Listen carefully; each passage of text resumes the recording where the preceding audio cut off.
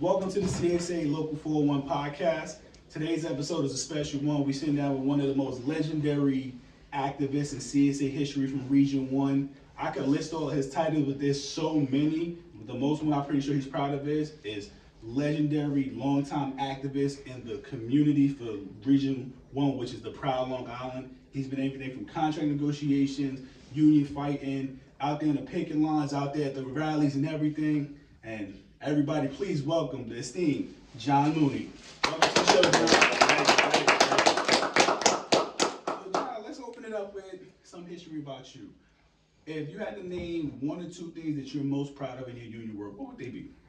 Getting 2 contracts and fighting layoffs twice. See, and things like that, I don't think get enough recognition that they deserve, because layoffs is saving people's jobs, and contracts are making sure it's a fair, reasonable rate for them to work. And in union work, that's some of the most important stuff you can do.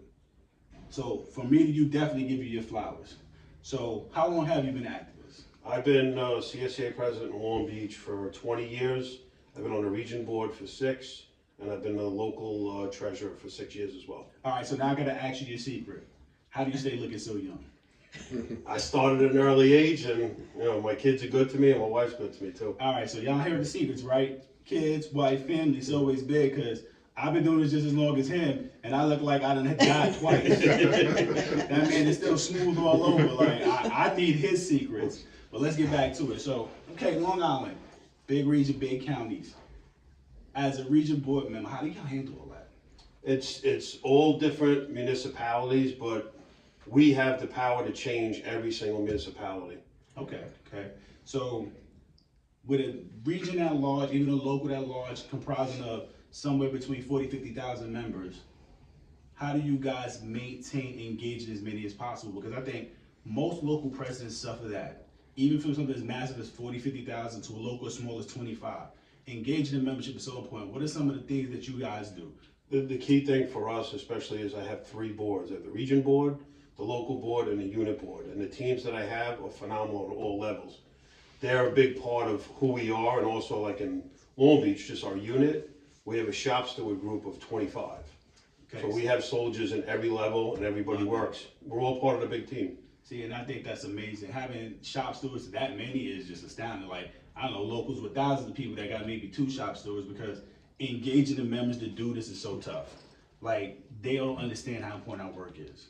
So when you are stepping out into that fray, like to do a contract, how do you stay composed when you know management is coming with some ill language and things that are not beneficial to your team and your members? At the end of the day, we have to deliver for the members. So if management's not doing the right thing, then we take it publicly. Okay, cool. How does the public thing help you? What's that perception like? We go to city council meetings or show up at different rallies, but when we show up, we're not coming with 5, 10 people. We're coming with a minimum of 300 to 400 people. Right, you got to make noise and have an impact and effect. And I feel like if we did that on a bigger level, then we can start getting some things done. Remember something, when there's 300 people there, multiply that times 4. That's a 1,200 voting base. There you go. See, and that's that energy, John. You're just so amazing at what you do. Let's take it to something that we both do on a statewide level. How do you feel the best way for CSEA to promote things statewide? Because you're doing a great job on the local level, you're doing a great job on the regional level, but we need to carry that energy everywhere. We got 200,000 members strong in this wonderful union. We need to get them engaged, especially that young generation. I think that's the toughest part. What's your thoughts on that? The younger generation today is more on the Instagram and the social media. We have to tap those resources. We're not using it enough. Right. Because at the end of the day, if they don't see us, we have to hit the social media. Because when you're on social media, everybody watches. And our leadership statewide needs to be more present in those avenues. I believe you. I 100% agree with you. Next question for you. Long Island. Man. Why Riverhead? Like, why'd y'all put that out there? Can you enlighten me on that? Because that's just so far. First of all, it's Strong Island. Let me start. Go ahead, Strong Island. Go for it. You got it. But Riverhead, the thing is, what we're trying to focus on, Nassau's a very tight-knit group. Okay. We're trying to outreach to Suffolk because it's spread out more. Gotcha. So that's the reason we're doing the blitz there. And also, we want to make them aware of the issues that Tom DiNapoli is the best comptroller we've ever had. We've got to make sure our members know from Nassau to Suffolk to Montauk to Long Beach. Well, right there, I got to give you one. We got to clap that for Tom DiNapoli. That